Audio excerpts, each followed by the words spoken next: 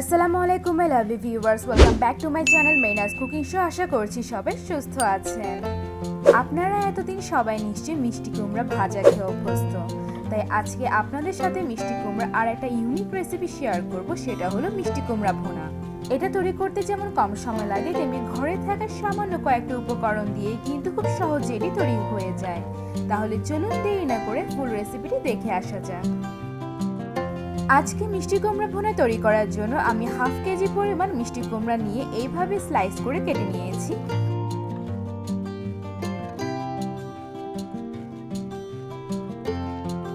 ফার্স্টে এতে দিয়ে দিব স্বাদমতো লবণ, এরপর এতে দিয়ে দিচ্ছি হাফ চা চামচ পরিমাণ হলুদ গুঁড়া। এখন ভালো করে মিষ্টি কুমড়ার সাথে হলুদ এবং লবণটা মিশিয়ে নিয়ে ভেজে নিতে হবে মিষ্টি কুমড়াগুলোকে। মিষ্টি কুমড়া ভাজার জন্য একটা প্যানে ফার্স্টেই দিয়ে দিলাম 2 টেবিল চামচ পরিমাণ তেল। তেল গরম হয়ে আসলে দিয়ে দিতে হবে মিষ্টি কুমড়াগুলো। ভালো করে মিষ্টি কুমড়াগুলোকে ভেজে নিতে হবে। চুলার আগুনটাকে লো থেকে মিডিয়ামের মধ্যে রাখতে হবে এবং মিষ্টি কুমড়াগুলোকে ঢেকে দিতে হবে, যাতে করে মিষ্টি কুমড়াগুলো তাড়াতাড়ি সিদ্ধ হয়। ঢাকনা খুলে দেখে নিতে হবে এক পিঠ ভাজা হয়েছে কিনা। মিষ্টি কুমড়াগুলোর এক পিঠ ব্রাউন কালার হয়ে ভাজা ভাজা হয়ে আসলে উল্টিয়ে অপর পিঠ ভাজতে দিতে হবে এবং ভালোভাবে সিদ্ধ হওয়ার জন্য আবার ঢেকে দিতে হবে।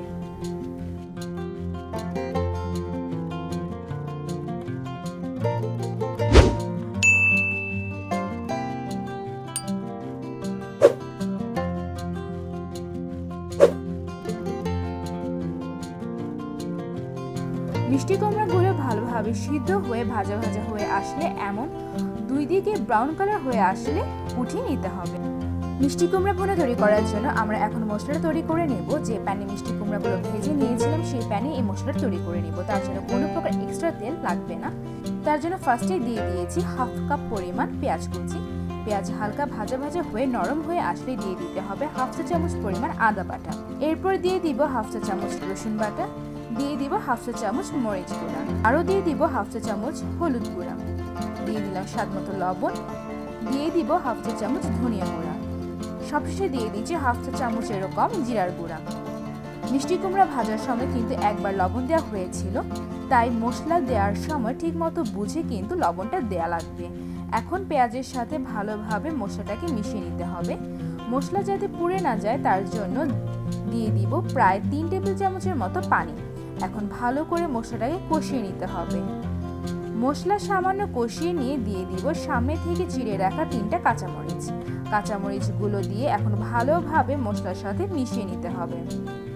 মশলা ভালোভাবে কষে আসলে দিয়ে দিব আগে থেকে ভেজে রাখা মিষ্টি কুমড়াগুলো।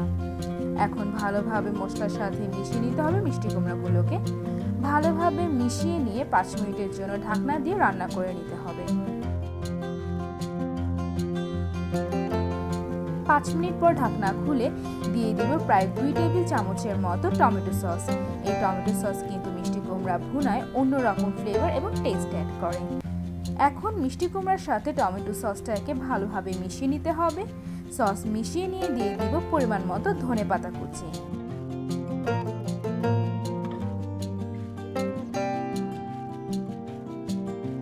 সবশেষে দিয়ে দিব 1 চিমটি পরিমাণ চিনি। এখন ভালো করে সবকিছু আবার মিশিয়ে নিতে হবে।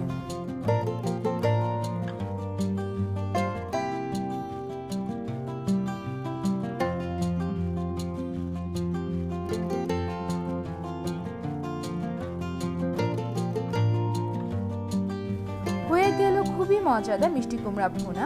এই মজাদার মিষ্টি কুমড়া ভুনা দিয়ে কিন্তু এক পেট গরম ভাত অনায়াসে খেয়ে ফেলা যায়। তাহলে আর দেরি না করে আজকে আমার রেসিপিটি বাসায় ট্রাই করুন। আর আমার এই রেসিপিটি যদি আপনারা বাসায় ট্রাই করে থাকেন তাহলে আমাকে পিকচার পাঠাতে কিন্তু একদম ভুলবেন না। ডেসক্রিপশন বক্সে আমার পেজ এবং গ্রুপের লিংক দেওয়া আছে।